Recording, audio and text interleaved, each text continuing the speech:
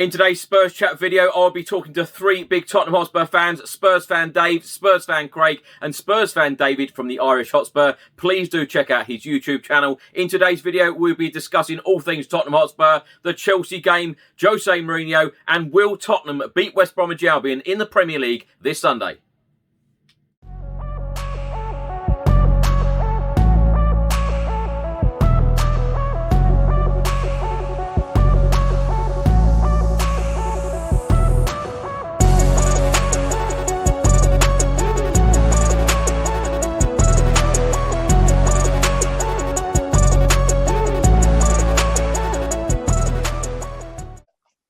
Welcome back to another video. I hope you're all keeping safe and well. I'm highly delighted to bring on three special guests, Craig, David and Dave, to talk about Tottenham Hotspur. Now, Craig, let's start with you. For the, these last few weeks have been abysmal. 3 defeats out of 3 Premier League games. Tottenham are down to 8th in the Premier League. Let's talk about the Chelsea game last night. What did you make of it? What can I say that hasn't already been said? It was just appalling, especially the first half. I've never been so bored watching a team play, a Tottenham team play, should I say, as I was last night. It was just, you were just waiting for them to score. I watched the last word on Spurs or listened to that, and I was just waiting for Chelsea to score. It was just appalling. There was no movement, no working for each other. Nothing was working. It was just awful. Absolutely awful. David, let's come to you. First of all, let's discuss about your YouTube channel. Tell everyone about your YouTube channel. How can everyone find you? Yeah, the Irish Hotspur is the YouTube channel name. I'm up nearly 3 months now. I'm about 18 subscribers away from 1,000, which is good going. I do match previews, reviews, and debates. I do live shows. And then I'm also doing a segment called Tell Me Your Spurs Story, which seems to be taking off nicely. And people are really enjoying it. I had the likes of We Are Tottenham TV, Matt Hayes, Lee Dorset. They've all been on. They've really enjoyed it as well. And I'm hoping to get a few more on. So that's basically it. Get over to the Irish Hotspur. Make sure you like and subscribe. And help a fellow Spurs fan out. Why not? Absolutely. David, now what are your thoughts on the Chelsea game and, of course, the previous couple of games as well, because that is now our 3rd straight defeat in the Premier League. We didn't look like we were going to score a goal. Everything is looking pretty bleak at the moment, isn't it? Yeah, it's not looking good. Look, we're a club going with no direction at the minute. Honestly, we're a club with no direction. Look, the Liverpool game was inexcusable. You have to break the hoodoo. You have to be better mentally going into these games. Usually, whoever wants it more wins them games, and it showed. We didn't want it. It's the same crop of players that are letting Jose down now that did come into Poch's end. And I've seen similarities in the Brighton game and the Chelsea game last night, where basically they just stopped running. They just stopped running. You know what I mean? I say going into the game, whether you're Jose in or Jose out, lads, it's inexcusable for these players not to turn up for a derby game. If they turned up last night, you forgive them for the Brighton and Liverpool game. But to not turn up in a derby game, to not run, to do what Eric Dyer done, to give away the penalty, to lack ambition going forward, to lack creativity, it's just not good enough. And it's not what we expect from Tottenham. Look, Jose is not the problem. You can't keep going through a cycle like that. Other scum done over the road there, Arsenal. You can't keep going through that cycle where you keep sacking managers before you realise that it's the recruitment from the board hasn't been good enough and that the players are just not good enough. You can't keep letting the managers take the fall. At the end of the day, I don't understand why they've stopped playing for Mourinho, because it's the same tactics that got them to the top of the league. But then again, Jose has been set up to fail, lads, because the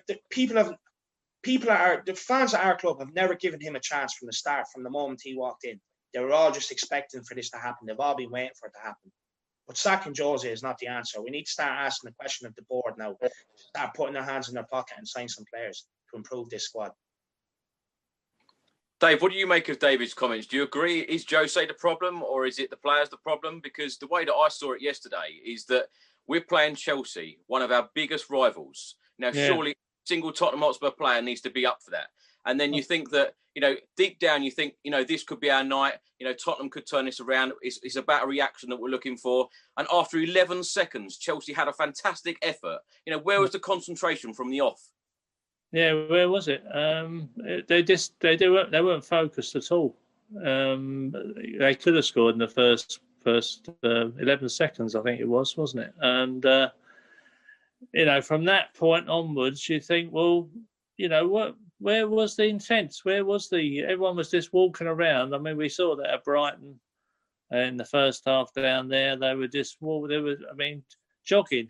Gareth Bale was jogging down there, and he didn't. We were all waiting to see what the lineup was going to be. Some people had Bale and Vinicius. I was hoping to see both of them. And a lot of people thought, well, we've got to have Vinicius, as you've rightly said a few times on the videos. Otherwise, why was he bought? I didn't feel Vinicius was a problem last night. Not at all, because he didn't get any service, did he? He was up there, but he was starved at the ball. I mean, there wasn't. I think they said on commentary a few times, we just lost the will to go forward. I mean, we're on this defensive shackles all the time. And there's no out ball. There's just no out ball at all. And the more it went on, the more poor old Ben Davies stuck on that, left back, down that right wing, and he had Hudson-Odoi plus Reece James down there. I mean, it was just, you felt for him, didn't you? Because he was just outnumbered. They were doubling up with him. Sonny, yes, he should be helping out, but I mean, we want him up the field. All this defensive mindsets. We've got Stephen Bergwijn, who's playing as a fullback, whereas he should be up top. You're never going to get out if all your men are stuck in your own half. How are you going to have? There's no out ball. So huh? Do you not think that though? Like, because we have players who can't do the basics and can't pass simple 5-yard passes, do you not think that when you're giving away the ball, that it's going to keep you penned in anyway? Well, it's just to keep coming back, especially against a team like Chelsea. I mean, they're so comfortable on the ball, all their players. They are comfortable, whereas our players just were shaky. They were just not finding each other. I mean, the possession. You see the possession stats. I mean, well, I think after about 20 minutes, we'd had 60 passes, and I think they had about 300 or 400 passes. I mean, they were just passing it around us. Really. I think that's what really is a big change. Under Poch, we were kind of used to controlling most games, weren't we? Perhaps against City or Liverpool, we would be the ones controlling the play, wouldn't we? We'd have most of the ball, and we all know that doesn't necessarily win games. We've done it ourselves this season, but the amount of work you get through defending all the time, chasing the ball when you haven't got the ball, it must be soul destroying. You can see it in the players' faces, that the attacking players more so. Bergwijn, Kane, even when he's on, Sonny, even Bale. You can't get Gareth Bale to do that. He's got to be your luxury player. Well, this is why Stephen Bergwijn gets in front of him, because he listens to Jose, and he's got to be doing all this running backwards and forwards. You won't get that from Gareth Bale. Gareth Bale is waiting for the ball on the halfway line. He wants to shoot off down the wing where he used to, and have a fantastic shot into the corner or something like that. As we saw that in his heyday. And that's really what the Spurs fans were waiting for. When he came back, everyone was excited. We haven't seen the chap. That's what I don't understand about Bale, because if you listen to what people have said in the training ground, on the training ground, people were like amazed by what he was doing in training. I don't think, Chris will tell you, I'm Gareth Bale's biggest fan, like most of us, I'm sure. But the day he came back, it was fantastic. It really was fantastic. And now, have we not seen the best of Bale because he's been given instructions that he simply can't carry out? And the best game he's had was against, who did we play? Was it Wickham? He played the full 90. He had a good game, didn't he? And he was going past people.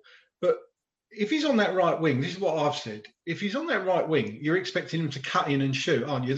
You're playing inverted. I don't think I've seen him do it really in anger once properly. That's a bit of a waste. If he can't go on the outside, he's trying to. If he goes on the outside of somebody, he's trying to use the outside of his left foot to curl it in, which is never going to work brilliantly. So why is he not trying him on the left wing? I know he said he can only play on the right. Why is he not playing him on the left? If he's still got the pace, especially somebody like Vinicius or Kane in the middle, put a few crosses in. You know, Craig, are you surprised that Gareth Bale didn't get any minutes last night?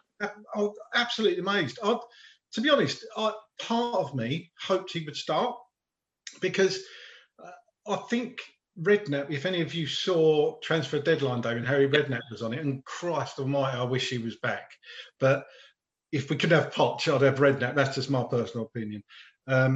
He hit the nail on the head, and I think you can all see it with certain players. They need an arm around the shoulder. They need their egos massage. And Gareth Bale seems to be a quiet lad. He needs that, doesn't he? And Harry was dead right what he said about Bale. And perhaps Bale was not a Mourinho signing. Perhaps he was a Levy signing. And perhaps he's not doing what he wants him to do. And that's why Bale's not getting minutes. But if it was me, I'd be slinging him on every game. And then you get a true picture of what he's like. If he's still rubbish, then fine. Bring somebody else on. Let somebody else have a go. But he hasn't had a run. Well, he hasn't had a run. We said the same thing about Carlos Vinicius before this game. I think Chris worked it out. He'd had about 75 minutes, including 45 we had down at Brighton. Yeah. We're talking about 75 minutes, and the chap, yes, he had that header at the end of the game. And I think, it's film commentary that perhaps, if he'd been if he'd had more game time, he might have put that in. But of course, he might have snatched at it, but he got up there. He did get the header in. It wasn't that far away. He was probably thinking, what the hell is that coming towards me? I haven't seen it all night. Yeah, I've seen that. That's probably what it was. The thing is, lads, when do we come to a point where we actually start questioning the players' attitudes instead of just throwing another manager under the bus like we done with Pochettino? Because with Gareth Bale, it's not like Gareth Bale hasn't had chances. He had chances. He had Europa League games. He's looked poor in every single game he's played mostly, apart from the Wickham game. Then you go on to Carlos Vinicius. Carlos Vinicius was shocking against Wickham. He was shocking last night against Chelsea. I agree some of it is to do with the service, but as a striker, you don't just have to sit on their last man. You can drop deep and pick up the ball. You've seen Harry Kane do it plays way into games. That's what Carlos Vinicius needs to do as well. And then we're talking about Ben Davies. Ben Davies has been at the club 7 years and has always been just a backup left back. It's not good enough. I'm going back to Carlos Vinicius, lads. No one can sit here and tell me that Jose Mourinho actually wanted Carlos Vinicius. Jose Mourinho said I need a backup striker.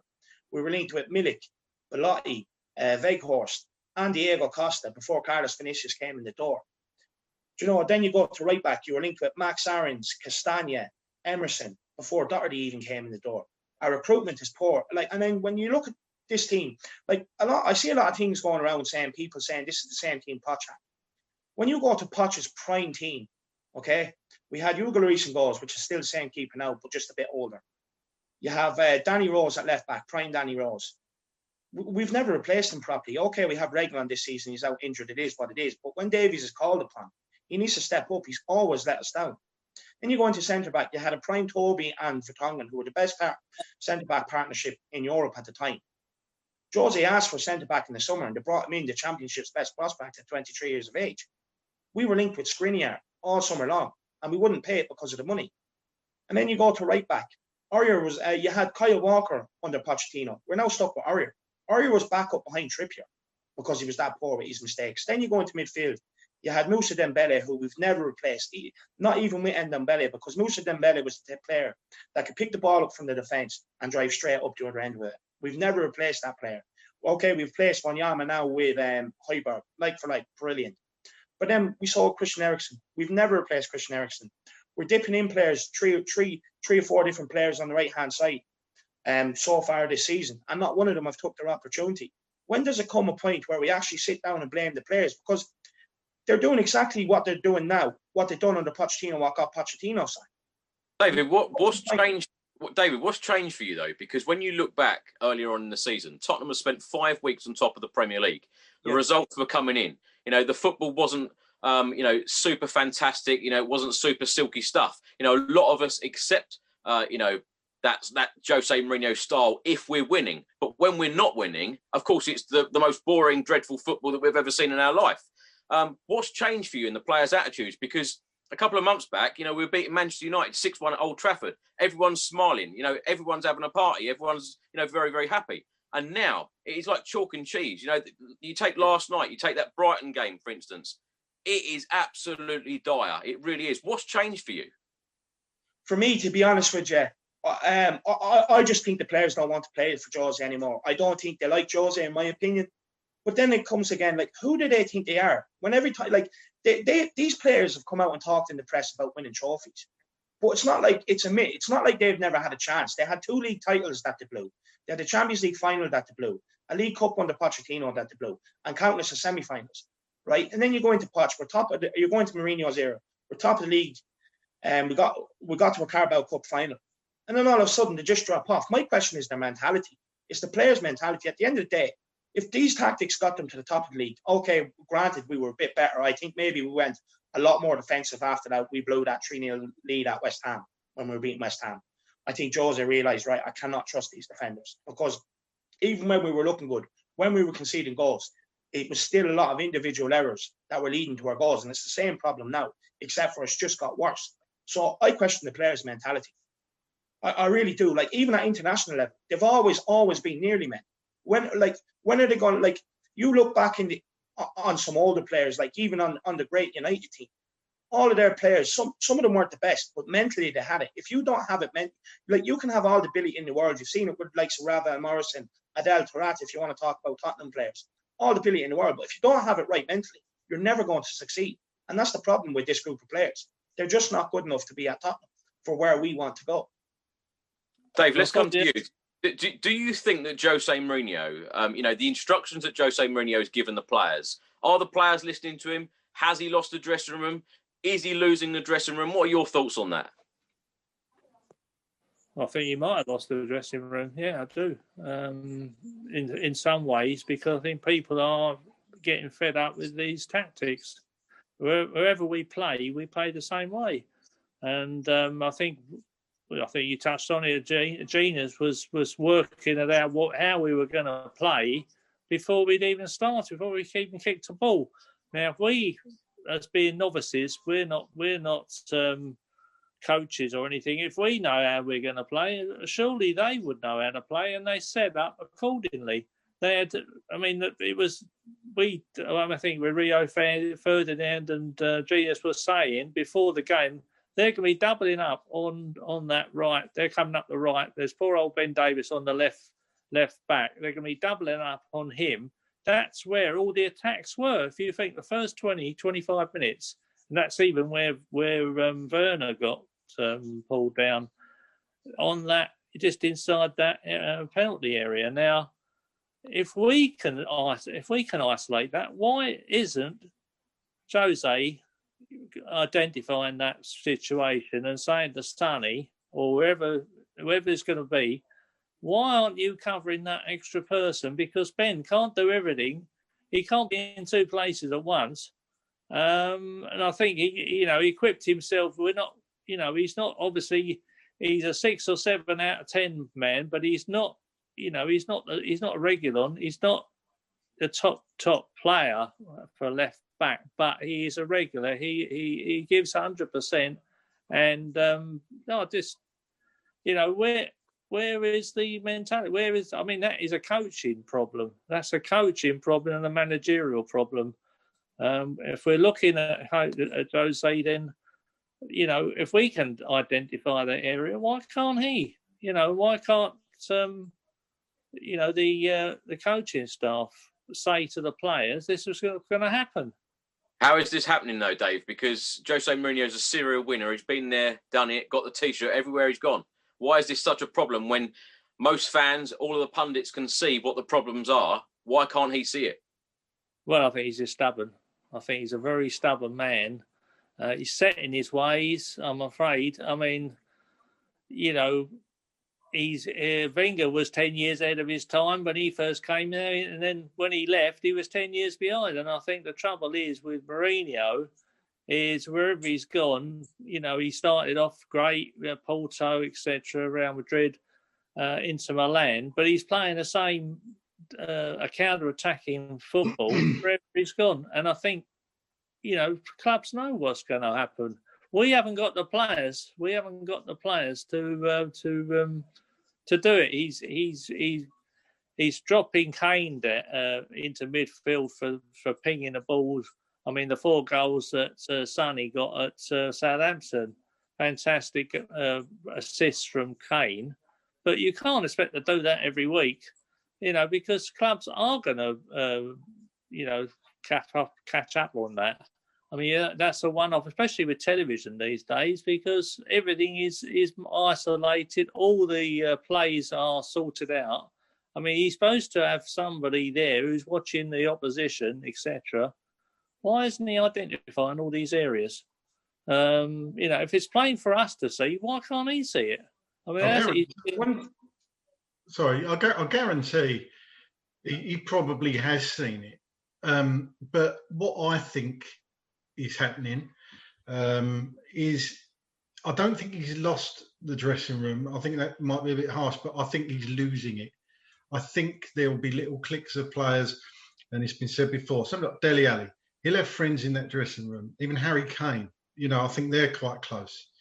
Now, I think Dele's been treated terribly by Mourinho. I don't know what you guys think. I think he's really been treated badly. He'll see that. Everybody else will see that. Serge Aurier, okay, he's a bit of a funny one. I get that. Gareth Bale, people see him coming in and see him not getting minutes. That might get people's backs up. And these little things, they start as small things, and then over time, people think, oh, yeah, I see what you mean. Well, that wasn't quite right. That wasn't quite right. And that's what happens with Mourinho time and time again. I don't really want to throw him under the bus, because I think the players are a lot to blame. You're a professional footballer. You get paid a lot of money to do the job that all of us would have loved to have the opportunity to do. And you have to get yourself up for big games. You shouldn't need the motivation. These players know how big the Chelsea game is, how big a game against Arsenal is, against West Ham. The players should know. And he will say, and Kane came out the other week and said, no, he's not telling us to drop deep, didn't he? He said he's not telling us to defend. Why are we doing it? Well, surely somebody on that pitch. We got leaders. You got Lloris, World Cup winner, Højbjerg, Alderweireld when he's playing. Dyer apparently is a leader. I don't think he's that vocal, but he's a leader. He should be pushing people out. If they're not supposed to be that deep and play the low block, which I can't stand, get them out. Get the defence out. If you're not, why isn't Mourinho? I haven't seen him once scream at the defence, get up. Have you? Because I haven't. So if they're not supposed to be dropping that deep, why isn't he saying that? Do you know what, Craig? What worries me? You say about the players should be up for this Chelsea game because it's Chelsea. They should be up for any Premier League game anyway. But from the very off, all of those players were walking. The amount of clips that you can see, that have gone viral online, today and last night. And even while watching the game, I was absolutely fuming, seeing most of our players just walking like it was a friendly game against Chelsea, one of our biggest rivals, when we need a reaction in that game. I'm with David on this one. I think that some of the players do really need to step up. And when you're playing one of your rivals, you do need to, put 110% in. Jose Mourinho can only do so much from the sidelines, but the players have to give it as well. And even after 10 minutes, Ben Davies was frustrated. You don't ever see Ben Davies shouting at his own players. He was shouting at his own players saying, give me some space, run into space for me. It's a basic fundamental thing of football when you learn, as a young kid. And even after, I think it was 21 minutes, Heung-min Son's waving his arms in the air, looking very, very frustrated, very tired, and, very frustrated with his teammates. It was very, very poor to watch. But, David, let's come back to you. Jose Mourinho came out and blamed Andre Mariner for the defeat, giving the penalty away. Surely there can be no arguments whatsoever about that penalty decision. No arguments whatsoever. We all know it's a penalty. As soon as I seen it, I was like, no, it's a penalty. No need to VAR check it. It's a complete penalty. One thing I will say is the reason why Jose does this is because he's trying to protect the players in the press. Now, on the flip side, if he came out and he had a goat dyer in the press, people are straight on his back. No matter what he does, people are on this guy's back. And it is partly his own fault because it's the polarizing figure he is. It's the persona he's created. Look, it was a Stonewall penalty. One thing I will say, just on Chris's point, the reason why we tend to end up dropping back and sitting back a lot is because we can't retain possession. If you can't retain possession, it means the opposition have the ball and they're just coming at you. Like yesterday, Chelsea knew the first thing they'd done was send the ball straight down the pipe of our defence, and Timo Werner got on the end of it and nearly scored. That was smart because they know our defence is a shambles. Like our defence, the whole system right now is fit around protecting that backline because everyone knows, not only Jose, but all of us fans, let's stop pretending. We all know they're not good enough. Now I hear people coming out and saying, I'd rather get rid of Jose, bring in an attacking-minded manager, and I would rather lose 4-3. Thing is, you're going to lose 4-1 because you're not scoring 3 goals. We're not good enough. We can't retain possession. We're not good enough on the ball. Individually, we're not good enough. And then the defence, when you go attacking, you're relying on that back four to stand up individually a lot more than what you are in Jose's system. Now, if they can't do it in Jose's system, they're not going to be able to do it in attacking or under an attacking system. And for me, this is why I say sacking Jose is not the answer. Like, what manager are you going to get to come in that's not going to need investment in the summer, just like Jose will? Do you know what I mean? And then we're still paying Jose off while we're paying another manager to manage a club. It's not the answer. We can't keep going in this cycle. We need to nip this in the bud now. We're just going to have to accept. I do think Jose will turn it around. I personally do think he will turn it around. We're going to have to accept the fluctuation in results, win, losses, draws, all the way through the rest of the season, because that's what you're going to get from this crop of players. But the issue is bigger than Jose. It's a lot bigger than Jose. My issue is Enoch, not Daniel Levy. I think Daniel Levy does a tremendous job. He does exactly what Enoch wants them to do. He wants Tottenham to be self-sustainable off the own money, off the money that they generate as a club. Daniel Levy does that. Now, Daniel Levy is also paid to take the attention away from Enoch. He does that brilliantly. But the answer is that Enoch need to put their hand in their pockets in the summer. A short-term loss before a long-term gain. Because the better quality player they provide this club with, the more revenue they're going to keep coming in every year. And like, I hate to say it, but at the minute, I struggle to see us getting top 4. Now, if the board would have invested last day, the deadline day after that Brighton game, you know, even brought in a centre-back, you might not have seen Eric Dyer on the pitch yesterday making that mistake. It all comes down to recruitment at the end of the day, in my opinion. We are literally a club with no direction at the minute. But we needed to get rid of players, though, first. You know the issues around the foreign player limit for the Europa League squad. There's a couple in the Premiership squad, granted. But we did a terrible job at moving players on. Even Danny Rose, who hasn't even got a shirt number. You know, nobody coming for Danny Rose. And the fact nobody put in bids for our so-called wonderful players, as far as we know. Even Dele Alli didn't go. All right, that might have been Levy's. I mean, I'm glad he stayed. Don't get me wrong. I want Dele at the club, but we couldn't even get rid of the players. Would you keep Davinson Sanchez if like they said, okay, we're going to get Skriniar, pay 35, 40 million or whatever it is, but we got to lose a foreign defender from the squad. For me, Sanchez is a no-brainer rather than bringing Roden in. See this whole English quota. I understand it. I get it, right? But come the summer, it's not going to be an issue because you're going to have Ollie Skip and Sessegnon back at the club. So that won't be an issue. But at the same time, we could have still signed Skriniar and just got rid of Sanchez. You're just replacing foreign with foreign. Do you know what I mean? So it's not really a massive issue. It's only a massive issue because our fans want to... We always give excuses why we can't sign players. That's all I ever hear in the transfer windows. I never hear us being proactive about things. Ever. Like, the thing is, we could have just signed Skriniar and sold Sanchez. But instead, we wanted to go around with this whole hysteria. Oh, we can't sign. We have to sign an English player. It was not the case. You could just replace literally foreign with foreign. That's all you had to do. And then again, like, the thing is with the money as well. Sorry, lads. For me, what I'm asking to do is actually ask Enoch to put their hand in the pocket. I'm asking them to put every other Premier League owner has done it for their club at some stage. And I'm asking Enoch to do it at this point. The thing is, going back to your point about the centre-back, it's all well and good signing another centre-back. You know, we've just signed Joe Rodon, you know, more investment. You know, it's not a lot of money, you know, what a lot of fans want. But when Jose Mourinho come in, Toby Alderweireld signed a brand new contract. He didn't do that under Mauricio Pochettino. He done it when Jose Mourinho arrived. And then, of course, Jose Mourinho, huge admiration for Eric Dyer. You know, he's his number one man, one of the first players on the team sheet for Jose Mourinho. Absolutely adores him. So Jose Mourinho clearly wants Toby Alderweireld and Eric Dyer there. So there's a lot of swapping and changing around in the defence, you know, in different games. Lots of changes, you know, in every match. But these are players that Jose Mourinho wants there. So it's all well and good us keep saying, oh, sign another player, sign another player. These are players that he wanted at the club. So why isn't it working?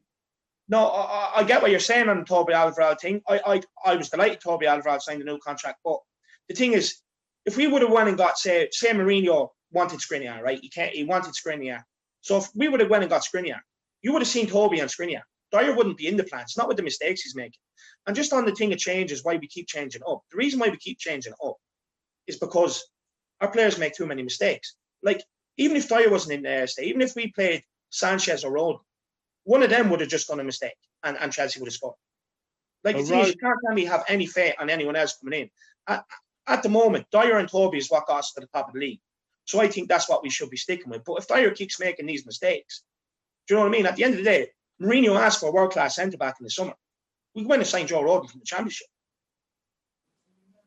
Dave, let's come on to you. Let's go back to the Chelsea game, obviously, last night. Jose Mourinho, as well as blaming the referee, you know, for the penalty, he's now blamed injuries as well. And he said, I saw togetherness, and it's not easy to show togetherness when you get bad results with injuries. It's easy to see togetherness in good moments, but I saw it in the second half. Now, do you agree with that? Not really. No, I don't agree with it because, you know, he's trying to butter up the players, in my opinion. He's trying to sort of curry favour with the players like he did after the Brighton game. I mean, he must have seen a completely different game to us fans at Brighton because he didn't have much, he wasn't complaining much about the performance. And to say about injuries in the Chelsea game and all the rest of it, I mean, Chelsea weren't complaining, and they weren't moaning. So, you know, it just doesn't wash. He's just trying to cover up, you know, trying to get round the players, in my opinion. Why isn't he having a go at the players? Is this a different approach from him, though, Dave? Because, of course, in previous jobs, Manchester United, you know, he's criticised many players throughout his career. Is this a different approach from him now? Well, possibly, because he's in a bit of a tight situation. He's in a bit of a hole there, isn't he, really? He's in his bunker. He's a very stubborn man, and I think the more you tell him don't do something, he's doing it. You've got the basically on Sunday coming up, you've got the Portuguese Allardyce against the real Allardyce. I mean, that's the most boring game of the century, I think. Yeah, I hope it gets snowed off.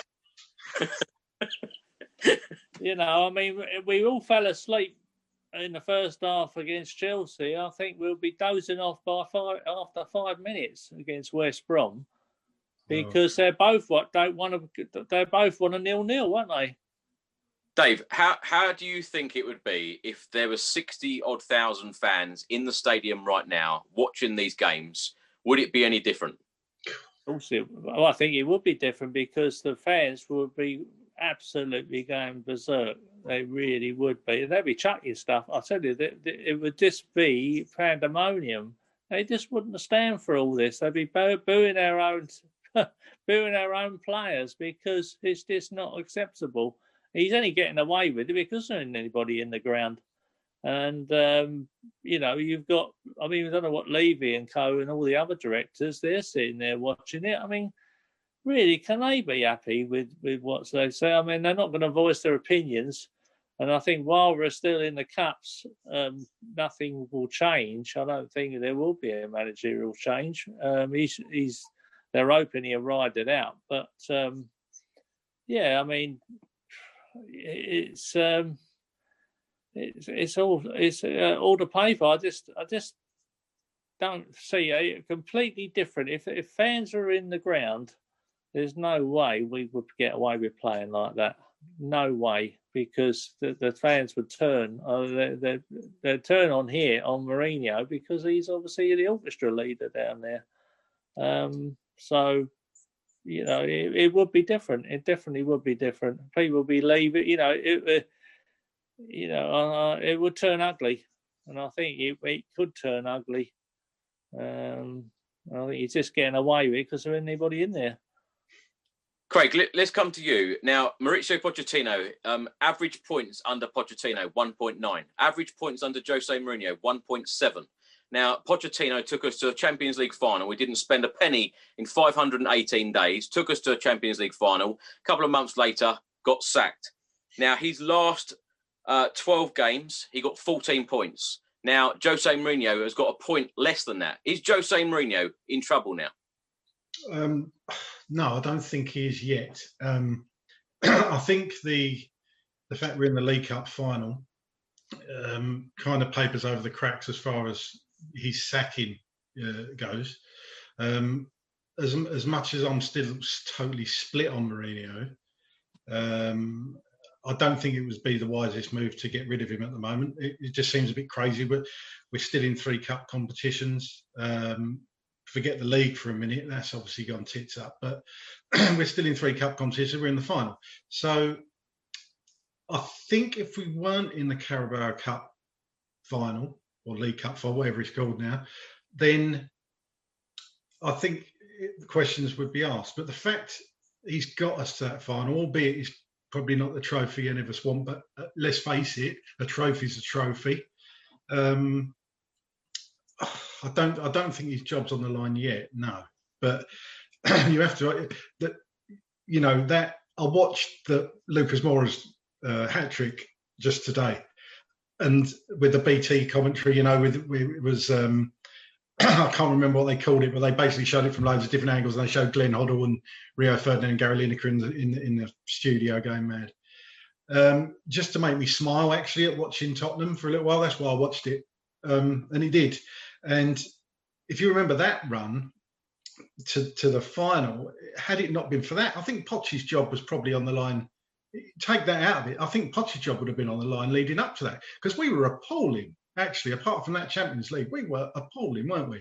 I think was that the season we went to Bournemouth and Foyth got sent off, and I can't remember who else got sent off, and we. I think. Sonny, yeah.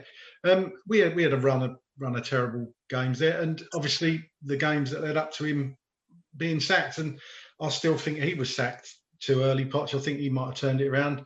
People say he didn't get the investment, but then you hear other stories, and I don't know if this is true, where Levy did say to Poch, you can have these players, you can have money, there is money to spend, and Poch didn't want to spend it. So who do you believe? I don't know. But in answer to your question, I don't think Mourinho's job's on the line yet, but I think if we don't get a result at West Brom, if we crash out the FA Cup, and then if we get our arses handed to us by City, you might need to do another one of these calls, and I'll probably give you a different answer if he hasn't been sacked already. Do you know what, though, Craig? You talk about the League Cup final, and of course, I love a trophy. I talk about trophies all the time and always want the trophies to come. It's been way, way overdue. But we've still got to play Manchester City. They're in fantastic form at the moment. And if we were playing that game this month, which, of course, is being changed to April, then we'd be in huge trouble. A couple of months to turn it around and hopefully win that cup final. But it's still a very, very hard game coming up. But for me, the board are only interested in the top 4 because, of course, it is where the money is. It is where the Champions League football is. And I think that, League Cup and FA Cup, I think are Jose Mourinho's thing. Mauricio Pochettino always put, a backup team or, always rested players in these games because it was all about that top 4. So if that top 4 place is in trouble, which David rightly said, earlier about, are we going to be a top 14 this season? It doesn't look like it at the moment. If that top 4 place is in trouble, which of course, when they sacked Mauricio Pochettino, that place was in trouble, and that's why he got the sack. So regardless of us being in that cup final, does that really matter? Because you said, forget about the league. It's simply not like that with Tottenham, because that top 4 place is absolutely paramount. Yeah. I mean, when I said forget about the league, I didn't actually mean literally forget about it. I was put it to one side for the minute. Yeah, you're right. The board do want the top four, and at the moment, to be honest, last night when the lineup came out, I thought, yeah, do you know what? Out of the players we have available, I'd probably go. I'd have slung in personally. I'd have slung in Gareth Bale over Birdvine, but apart from that, I think, yeah, I saw the lineup. I thought, well, we haven't got Doherty playing left wing back for a start, so that's moved on. That's good for a start. And everybody else, I thought, yeah, well, we've got as good a chance as any other team. Best chance to win that game last night with the players we had available. And and look what happened. David, let's come to you. If Tottenham don't get that top four, is Jose Mourinho in trouble? Because we've got West Bromwich Albion, of course, at the weekend. And then our next league game, I know we've got the Everton FA Cup game, but our next league game is Manchester City away. Now, if Tottenham don't get any points in the West Brom game and the Manchester City game, is Jose Mourinho in trouble? Look, I do. I think if we go to, I even think if we go to West Brom and put in the sort of performance we did against Chelsea, I think his job is untenable. Look, I'm a big Jose fan. I'm still Jose in all the way. But it can't keep going on like this. Something has to give. And I think in the short term, the manager will give, but in the long term, the players are going to have to give. It's as simple as that. The board are going to have to invest in players. But on Jose Mourinho, look, for me, being in the Carabao Cup final, I do say there's no better. You want no one else in charge going in a cup final than Jose Mourinho. He knows how to win trophies. But at the same time, getting top four was the reason why he's brought in. There's no way, if he doesn't get 2 years on the trot, there's no way they're going to keep him for another season. That'd be 2 years on the trot. It's the whole reason why he was brought in, because he was identified as the man that can take us from the slump we were in to top four. That's the whole thing that was brought in, because the board want the money. They want to stay top four. But if they want top four, they're going to have to be more ambitious with their signings, with the players and the money they're spending. Can you bear to watch this football though, Dave? Can you bear to watch this football? No, look, I'm all for it when we're winning. Look, the thing is, even when we were winning, we had Spurs fans, the cheek of them, coming out saying, I'm not enjoying this. But you're top of the league. Why wouldn't you enjoy it? Yeah, you're a Spurs fan at the end of the day. You want your ultimate goal is to be top of the league. I'm not enjoying this. I'll be honest with you. Honestly, I woke up this morning a broken man after last night, because there's so much problems at this club. Honestly, a broken man. Like, I live for Spurs games. It's the only thing I live for right now is watching Spurs play. And when I see my team come out and produce that, it really upsets me. Do you know what I mean? I couldn't sleep last night because all the problems were going through my head. Like, we can all sit here, we can talk about the board, the players, and the manager. But no one actually knows where to start. And it's a massive problem. Yeah. But for me, I agree with you. I can't sit here and watch it. I cannot sit here and watch it. And at the end of the day, short term, the manager's going to have to give. But in the summer, we're going to have to invest properly. Yeah, but David, do you think he's going to change his ways? I mean, you're a big Mourinho fan, as you said. But, I mean, to stomach this kind of football against a team like West Brom, where we really should be on the front foot and attack, has he lost his mojo, do you think, Mourinho? Because really, you can't just keep playing defensive football against everybody. Yes, it's all right for a one-off in a cup game. You try and pinch a 1-0 or whatever, or you can't do that in a league season every time. You've got to come out your trenches and you've got to try and score some goals. Yeah. Defensive football only takes you so far. Yes, you get a clean sheet, but if you don't score, you're just going to get draws all the time. So he's got to come out the trenches at some point. And really, if you're not coming out against teams like Brighton and West Brom, when are you going to come out? No, look, I fully agree with you. To be honest with you, I think it's come to a point where he's lost all trust in the players. The players have all lost trust in him. As soon as I seen that him and Ledley King went to Dele Alli's house, had a meeting and sorted everything out, I knew that was last throw of the dice for Mourinho. Let's be honest. He's never done it with any other player, and he's managed that some massive clubs. That, for me, that signal last chance saloon for Mourinho.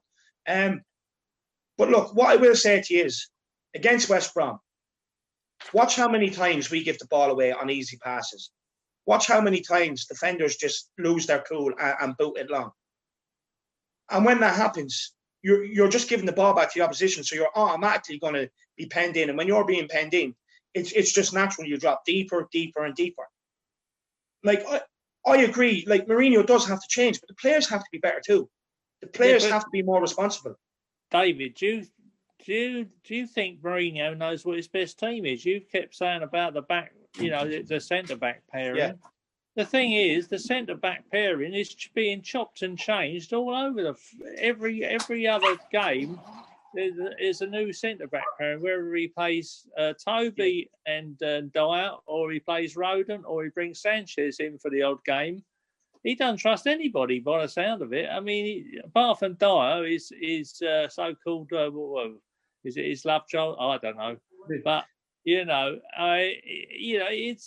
the only one he seems to trust. And then he had a hissy fit against Liverpool because he made mistakes against them, and he left them out. He left Dyer out against Brighton. Then he brings him back, and now Dyer's cocked up again. So who does he trust? I don't think he knows what his best team is, because he's chopping and changing all over the place. No, can I ask you, Dave, if you had to make your choice as a Tottenham Hotspur fan, do you want Jose Mourinho still to be your manager? Well, not at the moment, no. So if you were the chairman, you would sack him, yeah? Well, no, I'd get him in the office. Before I sacked him, I would call him for a one-to-one. I know he likes his one-to-ones, and I would say to him, look, yes, you've been brought in as a coach, but are you going to continue with this sort of football? But surely, surely conversations must be happening now, aren't they? Well, they've got to be, haven't they? I mean, don't they have board meetings, and the chair and the manager who attends the board meetings?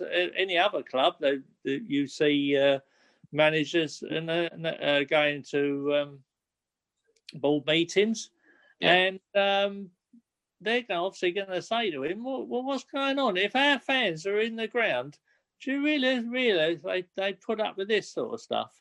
They have weekly meetings. They have weekly meetings. I'm sure that was in the documentary, didn't they? Didn't they have a weekly catch-up, Levy and the Levy, yeah. But, it's all over as Chris says, there's nobody in the ground. So obviously it's on social media is where where all the flack is. I mean, I'm not a social media animal myself, but I'm only told what Chris tells me and what other fans tell you. Dave, that he's sort of, he's hanging out the dryer. The thing is, in today's world, there never used to be much time in the old days, let alone now, because look at Lampard, he got the bullet. And really he got Chelsea into the Champions League. He overachieved last year, and he's paid the price, hasn't he? He got into semi-final games, and although he didn't win a trophy, he got into the Champions League last year, and he's still in it. So we'd be real pleased with that. But there isn't time these days, and I think it's just a common factor of the state of the nation, really, that it's sort of a quick fix, instant gratification, if you like. I come from a period where I do remember a championship 60 years ago. You've seen the glory, Dave. Seen the glory. We're all jealous of it. Seen the glory, of the Cups at Wild Lane, and. That's what I'm hoping to see again. I mean, I've been waiting 60 years for a title. And I really, when we went top, I thought, well, if we are going to play this sort of way, Harry Kane's on fire, Sonny's on fire, Højbjerg was there, he's marshalling the defence, doing a Danny Blanchflower, if you like. Let's revisit the past. But of course, the wheels soon came off at the Liverpool game, didn't they? That seemed to be. I was going to say, you're going to be waiting at least 61 years to say another 60 years, yeah. Well, I won't be here another 60 years, but I can't wait much longer, you know. Dave, just on your point about Mourinho not knowing his best 11 and the way he keeps chopping and changing players. Well, do you think so, David? I mean, do you think he does? I agree. He doesn't know his best 11, but I don't blame him. Any look, outside of 6 or 7 players, okay, the rest of the players are beyond average. When no matter what, when they come in, either if they're attacking players, they just don't create anything, or if they're defensive players, they just make mistakes. Same as the midfield players. So if you put yourself in Mourinho's shoes, what would you do? Well, I wouldn't bring on. My first change against, what was it? We were playing Liverpool. We need a goal, and he brings on Harry Winks and Eric Lamela. You got Gareth Bale there.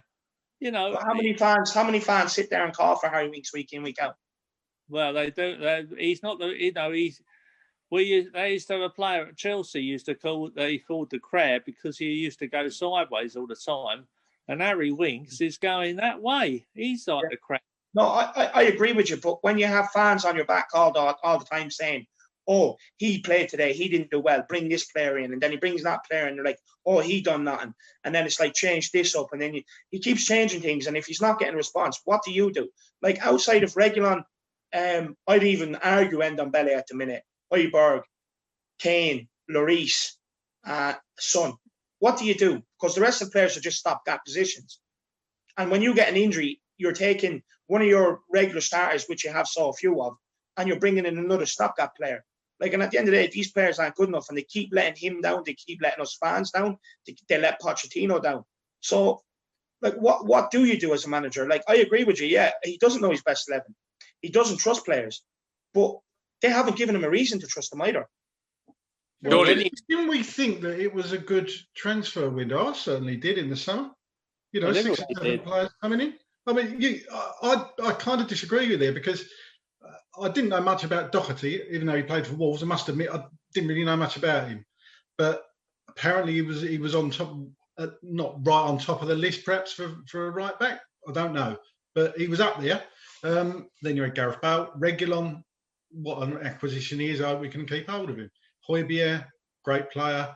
Roden obviously was like a last minute kind of deal, and Vinicius I didn't know anything about, but apparently was he a Mourinho player? I think we covered that before. I don't know, and I didn't know much about him, and I don't think I've seen enough of him to really make me mind up about him, if I'm honest. What question I'd ask you there is whose list? Daniel Levy and the scouts list, Steve Hitchen, or Mourinho's list? I'd argue, apart from Højbjerg and Reguilon, I'd say the rest were off the other list. And when you have 2 people at a club bringing in players, a player that a manager wants and then a player that a scout wants for long-term gain, ultimately bring them in young and sell them on at a profit. This is the result of it. What we're seeing right now on the pitch is the result of all of that. Yeah. Craig, do you think that Jose Mourinho is going to be given time? And, you know, it could be the only club that he's ever managed where he doesn't bring a trophy in. Yeah, wouldn't that just be a Spursy thing to do? I don't know. I mean, Levy's wanted him for years, hasn't he, from what we're led to believe. And he wanted him in 2004, was it, when he was first at Chelsea? He wanted him then, bring him from Porto or something. And he's wanted him every time he's recruited a manager. And the timing was just right. He was out of a job and he's got him now. Look, everybody's got a shelf life, and Levy will know. Like Dave said, Levy will be watching that. Levy, I believe, is a Tottenham fan, so he will know the football that they want the club to, the type of football they want the club to play, and we're clearly not playing it at the moment. There will come a time when he'll have a fallout with Mourinho. They'll have a meeting, something will be said, and I think that will be Jose gone. I've read somewhere, it did make me laugh the other day, we've kind of gone from first season to Mourinho straight to third season Mourinho. We've missed out the second season where he usually wins a trophy. Then we've gone from 1 to 3 and it's all going downhill. I don't think we're quite at that stage yet because of the state we're in the cups. But, you know, a few games' time, I think Levy's going to have a decision to make. Well, I think he'll be given time Craig in the meet, because we're still in the Europa League. I mean, yes, it's going to be a hard battle to get into the top four. Let's face it, because you're not going to get above Liverpool and Man City. Man United are there. Chelsea look like they're on a run. So it's going to be very difficult to break into that top four. So that means the Europa League. So you've got to win the Europa League. We haven't got past the quarterfinals of the Europa League. We have the last 8 is the best we've ever got in the Europa League. That's when it's been called the Europa. I'm not talking about UEFA Cup 30 years ago. I'm talking about Europa League. The last 10 times or 15 years we've been in it, we haven't got past the quarterfinal. And we've been going out in the round of the 16 and the 32. So, you know, to assume that we're going to win the Europa League is a big ask. It is. And the thing is, if they get rid of Mourinho, they've not only got to pay him off, they've got to pay off João Sacramento and all his staff as well, presumably. And then, if you go and get somebody like, I'm going to make this name up, Brendan Rodgers, you've got to pay him out of his contract and all his staff that he's going to be bringing with him. So if they want to get rid of Mourinho, they'd have to either go for a manager, in my opinion, who hasn't got a club, and I don't think there's many of them around that really inspire me much. I'll go back to Harry Redknapp for an interim manager for 6 months or a year and a half until another manager becomes available. Who's available in a year and a half? Oh, yeah, some guy called Pochettino from PSG. I think he'll be available in a year and a half. Perhaps that's an idea. Perhaps we should get Harry back and then get Poch back. Explain it to Harry. Harry only wanted 200 quid a week. He'd come and do it. I want you all to just give me one word, okay? What comes first? Jose Mourinho sacking, so sacking or trophy? David, you first. Trophy. Trophy. Dave? Yeah, I said I think he'll turn around. Dave, what are you going with? At the moment, sacking. Yeah, Craig, I think. What do you think? First. At the moment, I'm with the other Dave sacking. I think, sadly, and it really pains me to say it, I haven't got much confidence. I know it's a one-off game, but I can't believe I'm saying this. I've got not much confidence as us winning that cup final against City. And I really don't want to say that, Chris. I'm usually as positive as you. And I made my 9-year-old sit through that crap last night. And he sits with me and watches it. And the eldest son don't even want to know at the moment. Do you know, that's what really pains me, the fact that you try and be really positive about your club. You know, the club that you love, that, you know, we all want the same thing. We all love, you know, we all have different opinions, but we all love Tottenham Hotspur Football Club. And we all try and be that positive fan to talk about our club very positively. But these last 3 games have just been so bad. You know, Tottenham's form in the last 10 league games, two wins, 3 draws, 5 defeats, 9 points out of a possible 30 points. Now, David, that is not top 4 form, is it? No, it's not. There's look, I was one of these fans when we were sitting top of the league. I really believed we have a chance, but honestly, the wheels just came completely off the bus. And like you say, Chris, look, no matter what point of views we all have, at the end of the day, we all want what's best for our club. We really do. No matter whether you're Josie in, Josie out, players, board, whatever. We all have our own idea what's best for our club. But ultimately, at the end of the day, we have the club at the first and foremost in our heart. But no, honestly, someone asked me a question last week, would you win the league and go for the Europa League? Now, my answer was Europa League's not guaranteed, so there's no way you can win the league. But I'm of the opinion now that you keep trying to win your league games up until the League Cup final. If you win the League Cup final, you're guaranteed a Europe spot. So you can kind of forget about the league then and then concentrate on your cup football. That's what I would do. Put everything into the Europa League come them late stages. Just put everything in. Because honestly, right off top 4 now, what I've seen the last 3 games, it's not happening. It's not happening. And I'm like you, Chris. I tried to be the most positive. I mean, even before the Chelsea game, I sat there saying we can win this weekend. We can turn it around. We can bounce back. And look at the reaction we got. Do you know what I mean? And I've gone to the point where I've been so positive now. I'm deeply upset with what's going on at Tottenham at the minute. We've all fell asleep at the wheel. We've all gassed up transfer windows like we had in the summer. And the only reason why we gassed it up is because we haven't spent over other years. I firmly believe if we spent over other years, we would have analysed that transfer window a lot better than what we did. The wool has been pulled over eyes for a long time now, and we need to wake up and start talking about the problems, because it's the only way we're going to get change. And not getting top 4 is going to be the result of the problem. Do you think that there will come a time, if it hasn't happened already, and I hope it hasn't, that Harry Kane's going to be going and knocking on Daniel Levy's door and saying, I was just about to say exactly the same thing. If you're Harry Kane and Heung-min Son right now, what are you doing? What are you thinking? Because lots of people, including yourself there, David, got to just dismiss the league. Got to concentrate on the cups. If you're Harry Kane, how are you feeling about that? Because surely, he's getting older every year, obviously, and no trophies at Tottenham so far.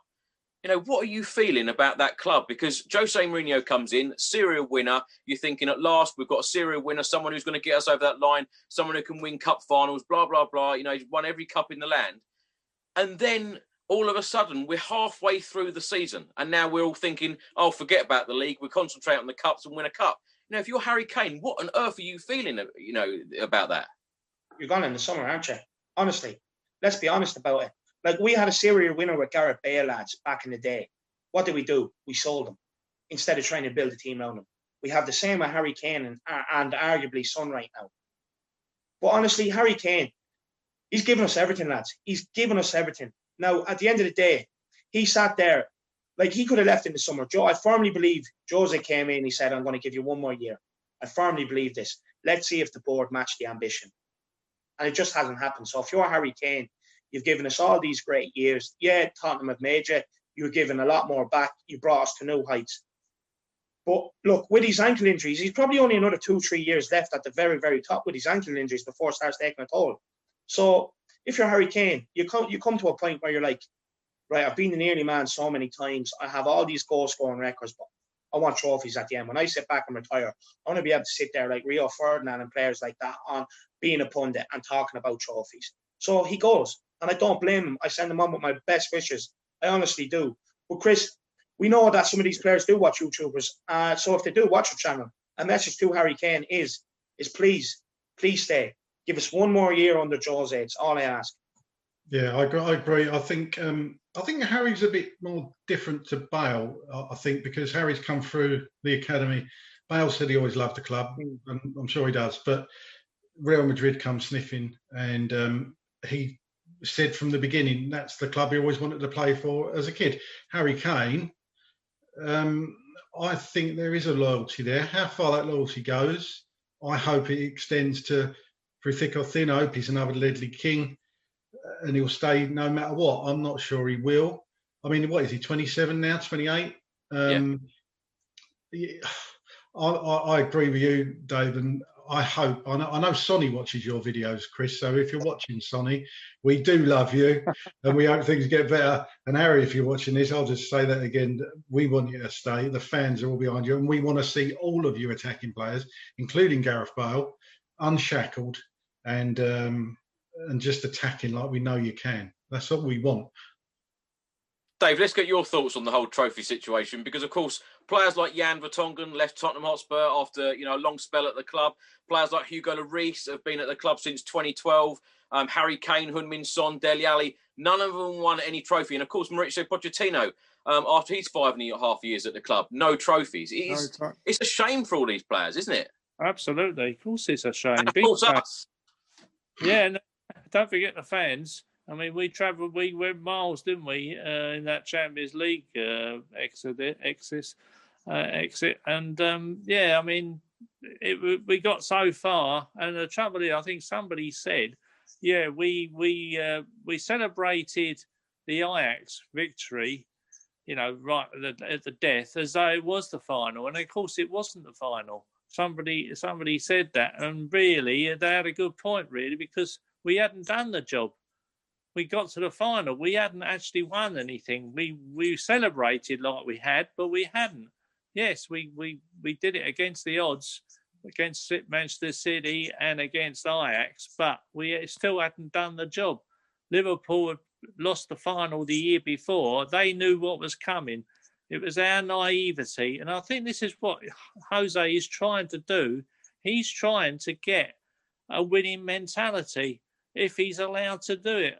And once you get one trophy, then the others come on. And I think that is really what he's trying to do. He's trying to get this winning mentality, but at first they were buying into it. Now he's really on the precipice here. He's, it can go either one or two ways. As we said, the next 3 games are going to be important. We've got the West Brom, we've got the Everton, and we've got the Man City. Now, if he wins those 3, everything in the garden's lovely, but no one can see that coming because, the way we've been playing the last 3 games. But I think if we can get something out of West Brom, then we can go on to the other 2 games. But yeah, the players do need something. They do need trophies, but I just think to get one, and perhaps it will lead to another one. But it's that first trophy. Yeah, hopefully we can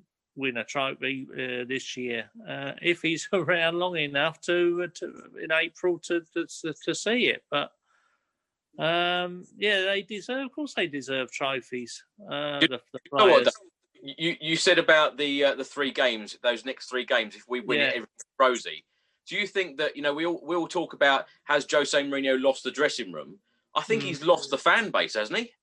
Well, I think I mean, you've been looking at social media more than I do because you get all the updates. It's awful.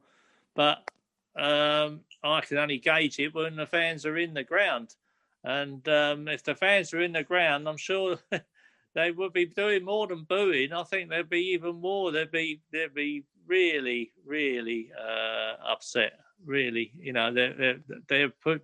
I mean, West Ham had a similar situation, didn't they? The other year when they had their players, supporters going on the middle of the pitch and sticking a pole in the thing about getting the ball out. It'll be, it'll have Mourinho's head on a stick. I mean, you can't play football like that. We brought up push and run, double teams. It's all about glory. Where's the glory? As someone said, to dare is to do. There weren't any daring, there weren't any doing. Has he not seen our emblem? Dare to do starts with the board, though. That starts with the board. At the minute, the way they operate, it's the cheapest to do. It will do. That's where they operate. Yeah, the cheapest to do. I mean, there's no way. I mean, the thing is, Ruben Diaz come up. We flirted with him. Of course, he's gonna go on to, he went to Man City. Of course, he was Champions League football, and he slotted in there like a dream. We're not going to spend £50 on a fullback. We're not going to spend £50 million on a centre half. I think we'll stretch to £50, Dave. Yeah. Just about. Yeah. Might cover one fourth, just Yeah, Wayne Fourth. I mean, that's another carpet cuts, isn't it? Really, Wayne Fourth. I mean, he was giving penalties away. There's Serge. He was always a penalty in Serge or an own goal. Oh, I mean, Fourth makes Aurier look reliable, doesn't he? Really. Yeah. Now let's get on to the final question. Now, of course, we've got West Bromwich Albion in the Premier League at the Tottenham Hotspur Stadium, 12 noon kickoff on Sunday. David, let's start with you. How do you expect Tottenham to set up? Are we going to change anything from what we've seen in the last 3 games? And what's your score prediction for the game? First of all, I'd set up exactly the same way we set up against Chelsea. I prefer the back 4 than the back 5.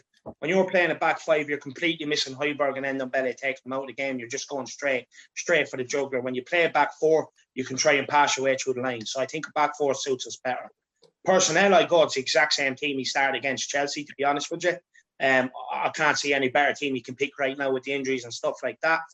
I think he gives them an absolute dressing down in the dressing room before the game, sends them out. But I agree. I take the shackles off. I would take the shackles off. I'd say, look, you're all footballers at heart. There's a reason why you earn professional contracts and you find yourself at a big club. Go out and express yourself. Go out and play. Don't be afraid to make mistakes, because I think the more he canes them on these mistakes, the more they're making. So for me, I'd send them out, shackles off, attack West Brom. I think it'd be unforgivable from Jose, especially in Tottenham fan base eyes, to go out there and play defensive and draw West Brom onto him. I think Like everyone knows they're shambles. They're there for the taking. And I think we'll do it. You know, I think we'll do it. I'm going to go 3-0 at home. I am of the opinion that someone has to be on the receiving end of this run of bad form. You know, where you come out, you batter them, and you score goals. And I think West Brom will be the game. I'm going to go some with 2 as a match winner, and I'm going to go Vinicius with 1. I'm going to put my neck out there. Love your confidence, David. Now, Dave, let's move on to you. West Brom at home. Are Tottenham going to get the 3 points? My head says no. My heart says yes. But West Brom are a bogey team, Chris. As we know, even going back to the 15-16 season when we were chasing Leicester and that. I mean, we wanted to beat West Brom. We ended up with a 1-1 draw at home. You know, they are a bogey team to us. So, and you got the two down defensive strategies coming up. Why would Mourinho change his tactics just because we're playing West Brom? He hasn't changed them for the last 3 games. Do you know what, Dave? West Brom have just lost to bottom of the league, Sheffield United. Yeah, I know. This is what worries me. Yeah, I mean, we thought Timo Werner was going to score a goal because he hadn't scored for ages and ages. So he comes up against us. I can't see past a 0-0. I'm sorry, I can't see past a 0-0 on Sunday. I think it's going to be another horrible game, and then Harry will come back on against Everton, and hopefully we might get into the next round of the cup. But I don't think this one is going to be the one to set us alight. I really don't. I can't see a big score. I hope I'm wrong, but I can't. Watching those last 3 performances, I don't think he'll change the personnel because he'll probably put Lamela in the team. Do you think Vinicius will start this one? Yeah, he probably will, actually. They probably have the same team. I bet he'll put almost the same team out. I think he'll have Bale on the bench, as usual. Lucas on the bench. And really, he's not going to go all out. He's not going to put Vinicius and Bale on. I just can't see it. I really just can't. I hope I'm wrong. I want us to win 5-0. I mean, you know me, I'm normally bullish on all this stuff, but I'm finished with him not changing the tactics. Why can't he just let the dogs loose and go? I mean, he could have gone to these last 3 games. It would have been 3 hits because everyone thought we were going to lose to Chelsea, and we've ended up losing to them. So I don't know. I don't think the West Brom game is the one that's going to change everything. I think it's more likely going to be the Everton or the Man City when Harry comes back and everyone thinks, we've had this hangover. Harry's going to come back and he's going to make everything right again. So I don't think the West Brom game will be the one. So I'm going for a 0-0. Craig, what about you? Yeah, it's a funny one having West Brom in it because you could argue both sides of the coin. You could say it's a good time to play somebody that is at the bottom of the league, but then again, everybody is expecting Tottenham to beat West Brom, so you can't really win. Yeah, they've been a bogey team, but look, if we've got any aspirations of winning anything, we should, with the greatest respect to West Brom, be turning West Brom over 2-3-0. That's what should be happening. That's what City are doing, isn't it? That's what City would do. If you'd asked me this question first thing this morning, Chris, I'd have said 1-0 West Brom, if I'm honest. But I'm feeling a little bit more relaxed and coming to terms with the utter dross we've had to watch. But I'm going to go 2-0 Spurs. I think he'll put out the same. What I think he'll put out and what I want him to put out is 2 different things slightly. I'd like to see Bale have a run and have a start over Bergwijn. I think it'll be you've got to play Vinicius. That's what you've bought a backup striker for, to play when Kane isn't there. Yeah, Lamela came on. I thought he was okay as far as Lamela goes. He put in the effort. He put in more effort than all of them combined. I thought when he came on, more around about a bit. But you've got to play Vinicius and you've got to play Bale for me. And if they can't get up for this game, if God forbid, if we lose, I don't know. But I'm going to go 2-0. That's my prediction. You know, interestingly, all three of you have gone for a Tottenham Hotspur clean sheet. I'm going to, I'm with David. I am hoping and praying that Tottenham absolutely batter West Brom 2-3, 4-0, because someone is going to get this, this backlash and we're going to score goals. But sadly, Dave, I'm with you. I think that Tottenham are going to draw this game at home, and I'm going to go for a 1-1 draw. And that pains me to say that, but so often I've come over overconfident in Tottenham winning these games, and then they let us down. And I think that over the last 3 games, we've been so poor going forward as well. And even, last night against Chelsea, I just thought, where on earth are the goals coming from? So I'm going to go for a 1-1 draw, and particularly the way Sam Allardyce plays as well. So, praying and hoping for 3 points. But, this is Spurs and we're in dreadful form. So, I'm going to go for 1-1. So, right, guys, thank you so much for joining me tonight. And Craig, thank you very much for all of your thoughts. David, hopefully all the viewers will subscribe to your channel after watching this. Thank you very much for your input. Dave, thank you very much as always. And come on, you Spurs. Come on, you Spurs. Come on, Spurs. Let's have a goal.